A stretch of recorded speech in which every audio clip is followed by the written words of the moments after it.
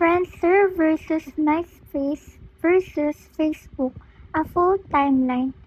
Hey guys, in today's video, we're comparing Friendster versus MySpace versus Facebook and how each one rose and fell over time.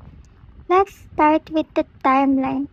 2002, Friendster launches. It's become one of the first major social networks in the world.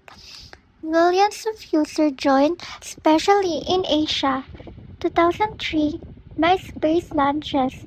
It quickly gains popularity, especially in the US. People love customizing profiles with music, backgrounds, and HTML. 2004, Facebook launches. At first, it was only for college students, but it had a clean and simple design.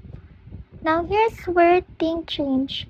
2005 to 2008, the shift begins. Friendster becomes slow and outdated. MySpace gets cluttered with too many customized designs. Meanwhile, Facebook stays fast, organized, and easy to use.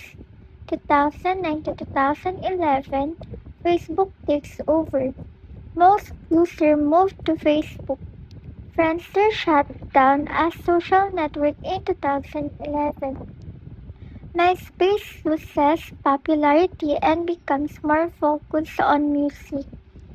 Today, Facebook dominates while Friendster is gone and MySpace is no longer mainstream.